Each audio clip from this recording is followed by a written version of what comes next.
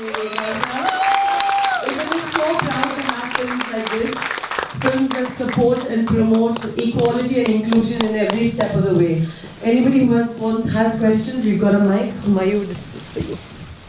Thank you so much. Thank you everyone. Sorry to be here in between you and your loo break. I know you desperately need it. I needed one too.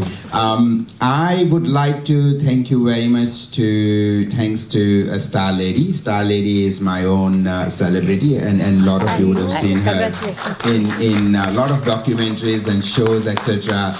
She is the name of trans advocacy to me and to many people in Melbourne. So Starlady, may I invite you to... Yes. Thank you, Mayur. So excited to be here. One more round of applause for that absolutely fabulous film and all the crew and cast. So we have a little bit of a Q&A today. And on our panel we have the divine Shri. Shri is an international student here from Malaysia. Shri has spent some time with Kinners in Tamil Nadu, and Shri lives with Guru Vathsala in Hoppers Crossing. Thank you, Shri. We also have the Dean Lusk, who is a cinematographer of the film. Welcome, and of course the amazing Mayur. Welcome. And so without further ado, let me go to the first question to Shri. Shri, what did you think about the realism in the film that seems to be oozing from this film? You've spent some time with Kinna and hetero people in India. What did you think of it from your perspective from Tamil Nadu? Good afternoon, everyone. I think the movie is a fabulous, fantastic movie. Whatever shows in the movie, it is exactly happens in India. Like I born in Malaysia. Like we have this kind of problem in Malaysia, discrimination in Malaysia as well. But whatever it shows in the film, that is what happened in everywhere, I think. But most of the Asia country like Malaysia, India, some other countries as well. Cool. Yeah. Great. Yeah. And I think you would quickly, last time I was speaking to you, you were telling me about some amazing ceremony that happens in Tamil Nadu with all the Kinna. Maybe you were saying it was happening in October. No, that is in April. Okay. That is in Kuagam in Tamil Nadu. Each April month they're having prayers in a temple that is called Arvan for Arvan. So all the transgenders in Tamil everywhere in India, they will get together there. There is a festival going on like 5 days. And then I was there in 2016. And then there was a page in Facebook as well. It's about Kuagam. You can Google it and look at on that. Cool. Thank you, Shri. Now, Dean, tell us about your experience of working in India generally and working in this film, and especially the cast. I heard you and Johnny shared the house with Disha, the lead actor of the film, during the whole shoot. And Disha, I think, we're all at the back, single ladies, we're in love. Johnny and I, so Johnny, the first assistant director and post-production supervisor, maybe? He's up the back there. So yeah, we shared a house for the couple of months we were there with the couple of Disha and This and Madhvi. That was a really great experience. There was a bit of a communication barrier. My Hindi is non-existent, and Disha's English was pretty good. But it was a great experience. It was a lot warmer than I was probably used to in terms of shooting and working conditions. A bit warmer than Melbourne usually, but very positive. Had you worked with the transgender community before in either Australia or India? No, I never had. I purely came on. Mayur brought me on as a DP, and it was a really great learning experience. Both just culturally working in India and getting to hang out with some very cool people. So cool. Mayur, congratulations on the new film. It's fabulous. I mean, I do have to say, one of the reasons you've been talking to me for about 2 years, trying to get me to come on board, and I think one of the really sort of selling features to come and work and collaborate with you was the fact that the cast, you know, the entire casting was 100% authentic. It was like Hijra and Kina people, which is really amazing. We don't even see that, you know, we don't see that in Hollywood, we don't see that in many films anywhere, you know, around the world, and I just think it's really important to highlight. Can you tell us a little bit about how and why you casted these authentic non-actors and actors in their roles? Thank you.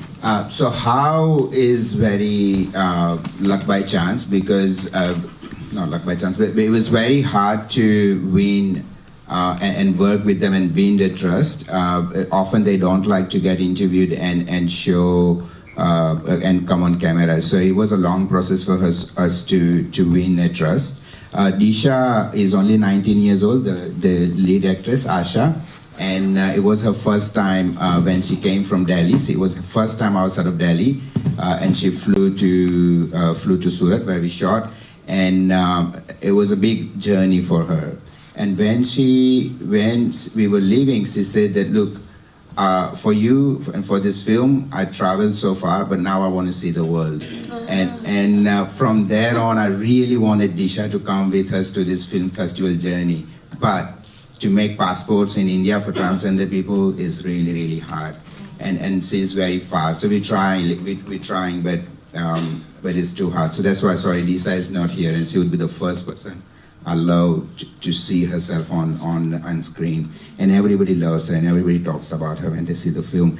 And the Guru was the other person who is the only person who has acted before. Everybody else has not acted before. So working with them was very interesting, very collaborative. It has to be slow steps, baby steps, and so on. So Guru works in Bollywood and everybody knows her, including Akshay Kumar and all those big people. So Guru is the one who casts whenever they need people, transgender people in Bollywood. So Guru helped us a lot in casting.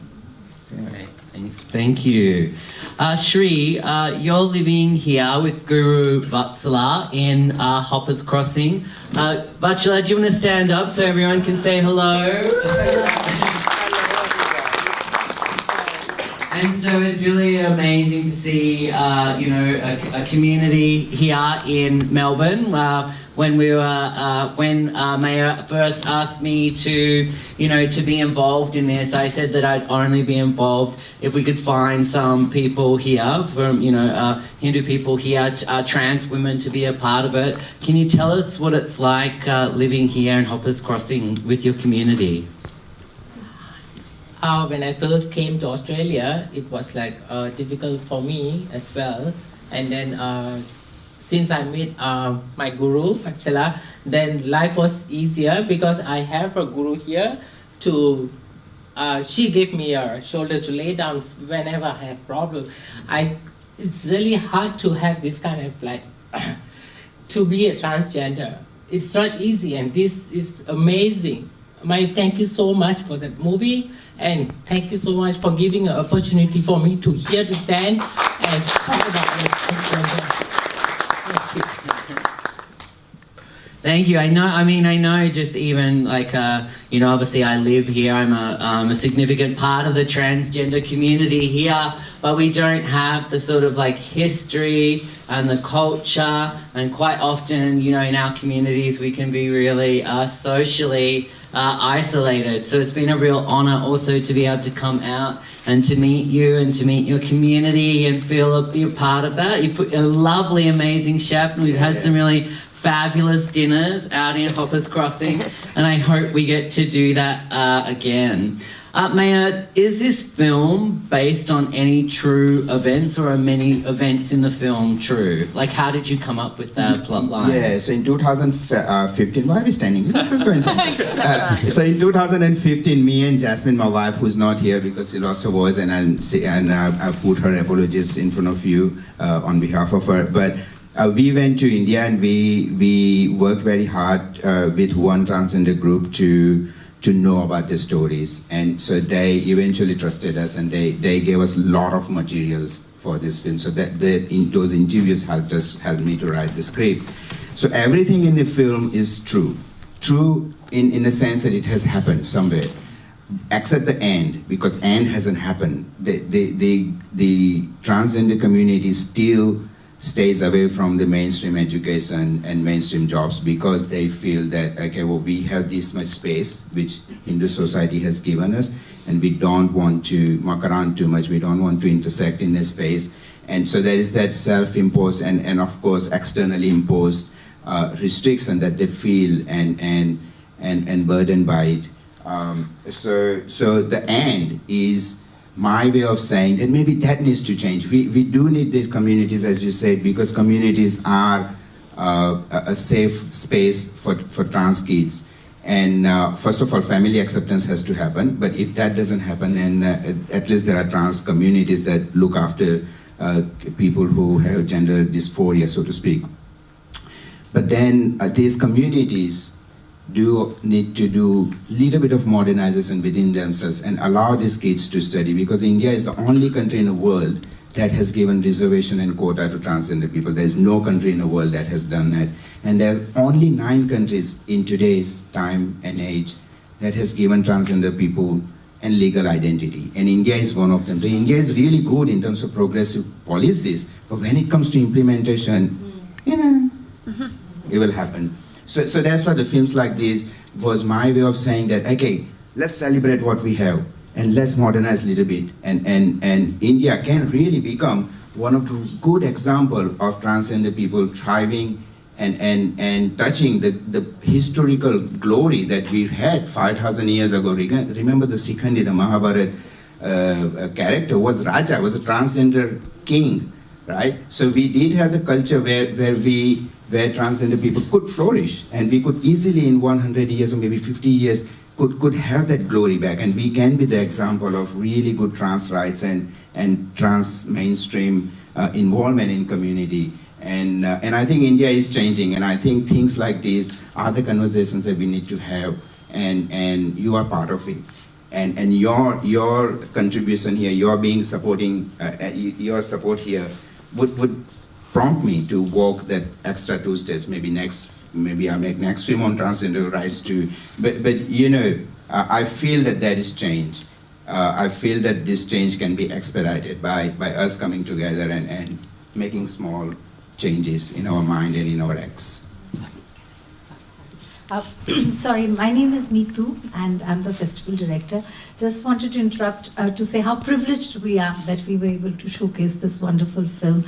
And from the festival point of view, that is so passionately based on the principles of inclusivity and diversity, to have a film like Mayur suddenly pop up is just the most rewarding experience ever. So thank you, Mayur, for making such a wonderful, novel, fresh, original film that we all needed to see. And I mean, no offense to anyone, most of the scripts that come our way are My Bollywood Bride or Can't Curry Love or things like that. So the moment we saw your film, our whole team was just so delighted. And I think things are changing, because we had a film called Super Deluxe where one of the leading actors in India is playing a transgender, and he's played it with such dignity and grace. So I do think things are changing. We'd love to talk more, but we need this cinema for the next session. But why don't we go out and continue this wonderful discussion and celebrate being together? So thank you everyone for coming.